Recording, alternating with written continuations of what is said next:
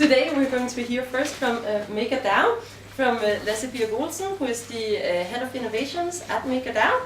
And he's also one of the co-founders of Coinify, which is a leading blockchain payment provider. He writes for Olesen, so he is a blogger, so quite experienced. And today he's going to introduce us to their main project. So welcome, Lasse. Yeah, thank you. Thank you so much. I'm actually head of integration, but integration innovation. Close enough. And I'm from Maker. Actually, just Tuesday I heard a Danish guy call us MAGA. I had to tell him I think that's a political slogan from the US or something. Yeah, and we are the creators of DAI, which is the biggest decentralized stable coin in the world. Which can be used for frictionless global transactions, among other things, and we will talk more about that now. So, but first a little personal story, because this is my friend Jen from the Philippines, and Jen moved to Denmark to work. And every month she sends money home to her sister, who still lives in the Philippines. But sending money to developing countries costs an average of 9% in transaction fees. So 5 years ago, I actually moved to the Philippines to change this. So together with 3 co-founders, we started a company to use Bitcoin and blockchain technology to make money transfers to the Philippines cheaper. And we managed to get the cost down from about 9% to just about 2%. So that was a good improvement. But still, we did experience the troubles and the challenges in handling a currency so volatile as Bitcoin. And I personally believe that Bitcoin will mature and become more stable one day, but I don't know if it's going to take 10 years or 50 years. And personally, I don't want to wait for that. So, some of the blockchain pros and cons are, we know that we can do settlements in seconds globally. It's very cheap, most of the time at least. We can have programmable money, programmable assets that we can program to do stuff. It's decentralized, trustless, and uncensorable. The current scalability is not so good, but a lot of people are working on that. But I think the real key thing that still needs to be solved in a great way is the volatility of currencies. And we have more than 2,000% annual volatility at the moment in Bitcoin and the other currencies. And this is the key piece that we are solving at Maker. So what is DAI? DAI is the first and biggest decentralized stable coin. It has a soft peg to the USD, so you could say that we provide the framework and the guidelines for keeping the price close to 1 USD, but the market and the exchanges themselves decide exactly what is the price going to be. But for more than a year, we've been running our test version, and we have kept it very close to 1 USD. It is an asset-backed hard currency, meaning that there are actual assets locked into smart contracts on blockchains that back the value of DAI. So this gives us all the advantages of blockchain, but still with no central point of failure, as actually most of the other stablecoin projects have. Most of the other stablecoin projects are centralized stablecoins, so there is a company that can be shut down, or they can go bankrupt, they can make a mistake, and then it's very unclear, will you still have value in your stable tokens that you keep in your wallet? We do have some other decentralized stablecoins, but we are the primary one of the only ones that actually back up the currency with hard assets. The others try to stabilize their currency with an algorithm, which we'll see if that works or not. But personally, I have more faith in a system where there are actually assets backing the currency. So to give an example, we all know that 2018 was a tough year for most cryptocurrencies, but the price of DAI, our stablecoin, remains stable even in this very, very tough bear market. So to give an introduction to how this actually works, we have Maker, we have our smart contracts, our application running currently on the Ethereum blockchain. We might expand to more blockchains in the future, but currently our system runs on Ethereum. And we could call this a decentralized central bank. It sounds like an incredible paradox, but that's more or less what it is. So you could say that it's the software for a central bank, but it runs as a decentralized application on Ethereum. And then we have a user, we have Alice. And Alice has different kinds of assets. She might have some Bitcoin, she might have some Ether, she might have a deed for a house, she might have some gold. Any type of assets can work. And those assets in total might be worth $150. Now Alice can deposit these assets into the decentralized central bank of Maker. So now they are locked in our smart contracts on the blockchain. What we then do is that our system issues $100 worth of a stable coin, $100 worth of stable currency. And these are just some example numbers. But what is always important is that we always require a bit more locking in. We always require a bit more value to be locked in assets than the amount that we issue. So there's always at least the same amount backing it. And now these stable coins can be sent to Alice, and now Alice can use them in any way she likes. She can send them to Bob, and for payment or for remittance or something else. And Bob, all he knows is that he received something that is stable in value.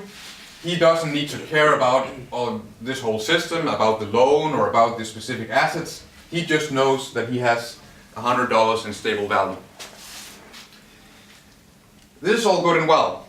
And this is, you could say, this is what we can control in Maker. What we cannot control is what will the market actually value these as? We cannot control if there's an exchange in Australia or in Venezuela or somewhere that prices these coins differently. So, but what we can do is that we can allow Bob to redeem his stablecoin for the assets that we lock. So in the case that the market price of our stablecoin will deviate too far from $1, let's say that this amount of coin drops to the value of $90, then Bob can return his coins to our system, to our smart contracts, and then we will pay out $100 worth of assets to Bob. So this is Bob's guarantee that even if the market does something weird with the value of our stablecoins, even if the value should drop, he can always return them and get out $100 in other assets. And you might even here realize that this provides an incentive for speculators, for the price of our stablecoin never to go too far away from $1. Because if a speculator sees that, okay, now the price of one coin is 0.95 cents, then he realizes, maybe I should buy this coin, because if it drops even further, then I can return it and I can get out $1. So as speculators will be motivated by a profit incentive to actually keep the value of our stablecoin at $1. And so this whole mechanism of returning the assets, returning the coins and getting out assets, it's mostly a theoretical possibility, but it's something that's built into the system and that we're prepared to do. But we actually think that speculators and market mechanics will take care of it, so we don't ever need to do it. So that is the basic concept of Maker, and you might notice here that we do have stablecoins, which is very important and which was our primary goal in creating Maker. But in order to do this, we've also created a decentralized credit system, the first of its kind. So for the first time, you can take loans without having a counterparty. The only counterparty you have are our smart contracts. So there's no person or organization, it's just a piece of software running on the blockchain that you take a loan from. And when I heard about this the first time, it sounded really weird, but the more I think about it, I think it's really quite something new and interesting, besides the stablecoin, of course. But the idea that you can take a loan without a counterparty, that's really interesting. Sorry, Lasse, the Yes. $50 that Alice is short of, if you could frame it like that. So is that makers or is that, so she got 100 Yes. worth of stablecoin? Yeah. And so when $100 were paid out to Bob, so she still has she still owed $50 from the Maker Smart contract. Okay. So she's whole, you could say, because she sent the $100 and she still has 50 here. Yeah. Got it. But how does she redeem the $50? So in the event of this, which we call emergency shutdown, when Bob will return his coins and assets will be paid out, then she can also go directly to the smart contracts and claim her assets back, or the remaining assets back, right? The $50. Because now the system no longer needs it, because it received the $100 back in coins. These will be destroyed, and so it no longer needs the remaining assets. It can be paid out to Alice. It's yeah. And so we've been running a test version for a bit more than a year. And during this period we've issued more than $200 million in loans. If we compare this to Lending Club, the biggest American peer-to-peer lending platform, they actually took 5 years to do the same, what we've done in 1 year. There's now a circulating supply of $85 million in DAI, our stablecoin. There's 2,500 active CDPs. These are collateralized debt positions. So these are individual loans made in our system.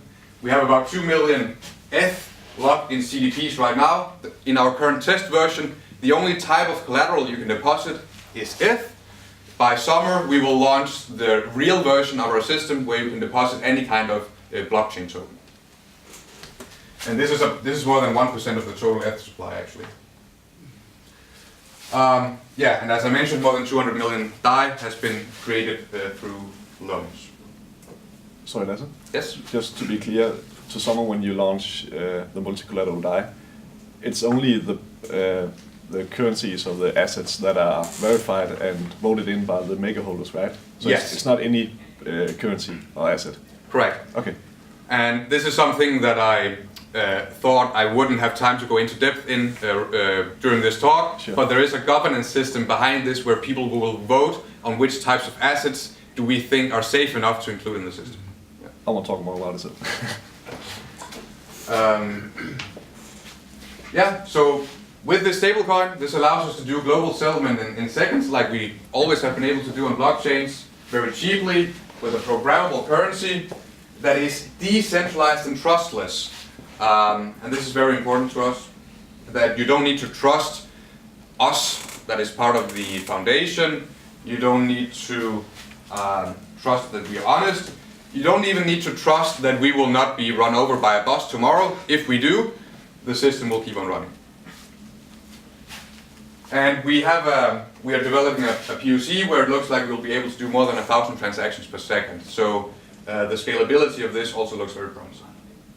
That would still be on Ethereum? Yes, but in second layers. And this allows us to address the 200 trillion debt market of the world, which is actually the biggest financial market in the world. Of course, partially through our own credit system of collateralized debt positions, but also just enabling others to create debt markets, because it never really made sense to have debt or loans in Bitcoin. If you take a loan in Bitcoin today, the value of your loan might be 10 times as big in 1 year and you go bankrupt. So a stable currency is really what is needed to bring the debt market to blockchains. And we really look forward to see what people will create in these areas. Of course, hopefully using our technology or another stablecoin. We're getting to around 200 partnerships. Some of the big ones are TradeShift. I think I have another slide with them on the next. Wire, where you can exchange in and out of DAI, both in Europe and in the US. And Andreessen Horowitz, which is our main outside institutional investor. But what Tradeshift sees here is that the trade receivables market has very tight margins, which leaves no room for a volatile digital currency. The DAI credit system is a unique vision for a transparent and stable token. It's a vision that we are very excited about. And we're happy about this partnership because Tradeshift, they settle about $500 billion a year in invoice payments. And they are looking to use DAI for settling these invoices, and they're looking to tokenize their invoices so they can be used as collateral in our credit system. So we see multiple synergies here. Andreas and Horowitz are helping us with institutional adoption of DAI. They have a lot of awesome connections, especially in the US. They provide regulatory guidance. And they will be a member of the Maker governance community that we just briefly touched upon before. So they will help do risk analysis and risk modeling of what types of collateral should we accept into the credit system. And now we're running the dollar DAI, the dollar stablecoin, but that's just the beginning. So after we launch the real version by summer, we will start working on launching more types of stable assets. So that will be Euro DAI, Great British Pound DAI, Yen DAI, Krona DAI, and probably even a consumer price index DAI, which might be a methodology we borrow, or we might define our own index, but this will be something that maintains a stable value independent of any government or any central bank policy.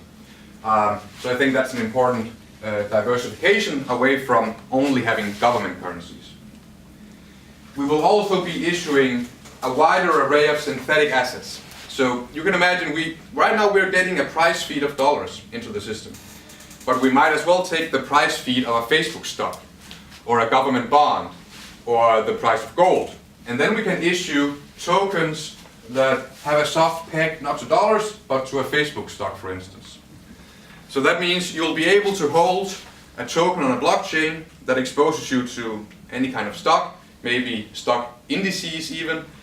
So you can get exposure to any kind of financial asset without leaving the blockchain ecosystem. And I think that's incredibly interesting. So those were my words. If you haven't tried a blockchain wallet yet, maybe, I don't know if that is the case with this audience, but then I encourage you to try to install a blockchain wallet on your phone. But I think there's some time for questions now. What time is it? Yeah, we do have time. Okay. Yes? Two questions. One is on the possibly 1,000 transactions per second. Will that be proof of work or proof of stake on Ethereum, or?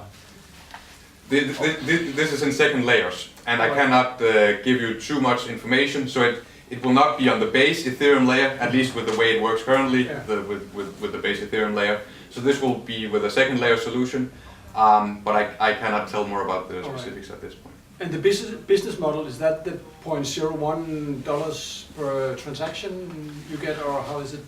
The transaction fee I mentioned is just what you normally pay approximately to miners. But we don't take anything from that. Actually, we have committed to the community that the funds that we have right now, we will spend it all into help growing the ecosystem. And the funds we have right now comes from the fact that we issue these MKR governance tokens that have a certain value, and we have sold some of them, and that's what we run on currently. We hope that we find new revenue streams before we run out of that money, and that's the plan. But right now we have enough for 5 years or something. Yes? So you were saying that that if you take a traditional loan and it would get money in Bitcoin, for instance, that it's very volatile, so that's an issue. But if you now take a loan on Maker and put up a cryptocurrency, then still, of course, you get a stable coin, but still your cryptocurrency asset is volatile. Yes. So you're still dependent on that volatility in a way, right? Yes. Yeah. So this is many of the people who do this, they actually want to leverage their cryptocurrency position. So let's say you have 10 Ether, but you want to leverage this so you're exposed to 20 Ether. So what you can do is you deposit 10 Ether into our system, you get your DAI, but then you exchange this DAI into even more Ether. So now you have maybe 15 Ether or 20 Ether that you're exposed to because you have the 10 locked in the contract, and you have the 10 ether you now have in your wallet.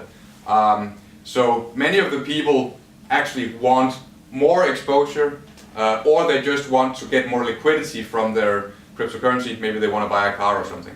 So those are the two main use cases that people do with it. Yeah, because if you compare Maker with one of those loan companies, I'm not sure which one you mentioned, but then they have a very different target group, I think, right? So A different, sorry. target group. So Yeah, the loans you issue are used for a different purpose, I think, than many of these peer-to-peer loan companies, or is that incorrect? That is true. So the lending club is a traditional peer-to-peer lending market, right? Where individuals can look at another person and say, I think he's creditworthy, I'll loan him $100. But this was the closest comparison I could find for comparing to something. Yeah. But are the reason people use lending club or the reason people use Maker is quite different, I think. Or not? Today it's very different, especially because you can only deposit Ether as collateral in the test version we're running. Once we launch our multi-collateral solution by summer, then it will be interesting for a whole lot more people, because we expect that there'll be a whole tokenization wave, right? And this is also the subject of the conference today. So your house, your car, maybe your watch, the stocks you have in your savings deposit, all of these things we want you to be able to take a loan against in our system, and thereby make it much more liquid, because this you can do it automatically. You don't need to ask for permission from your bank, and currently you only pay 1% in interest rate on the loan that you do in our system.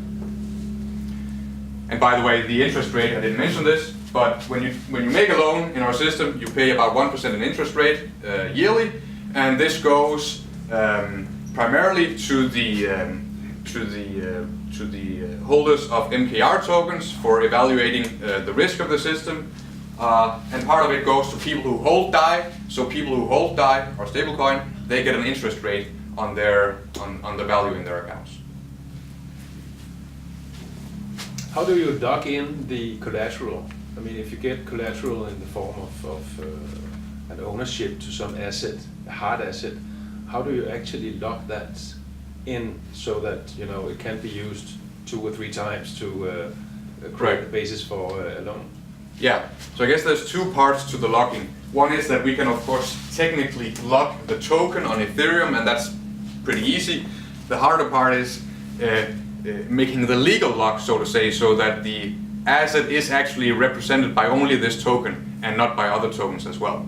And that's a legal setup that we are not ourselves getting into a lot, but there are companies specializing in tokenizing this and having the legal framework for doing this. And I think DigiShares is one of them,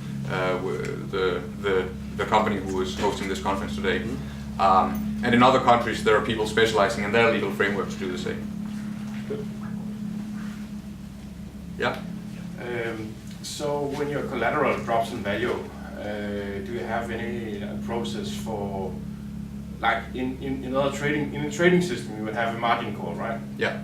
So how do you handle this kind of situation? Yes. So we also have sort of a margin call. We call it the system triggers a liquidation, and so for each specific type of collateral that you can deposit in the system, there is a minimum collateralization ratio. So for Ether, it's pretty high because Ether is volatile. So we say that you have to deposit at least 150% in Ether to take a loan.